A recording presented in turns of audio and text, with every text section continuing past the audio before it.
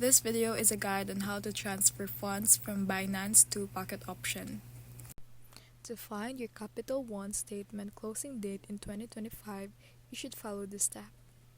First is to use the Capital One website. Sign in, go to capitalloan.com and log into your account. Select your account, click on the credit card account for which you want to find the statement closing date. View statements, then navigate to the Statement or View Statement section. Identify the closing date. Your closing date is typically listed in the top of your statement. It marks the end of your billing cycle. If you're using the app, then open the app, access your account, tap on credit card account you wish to check, find statement. You should find it by scrolling down to the bottom and tap on Statements. Locate the closing date. The statement closing date will be displayed at the top of your most recent statement.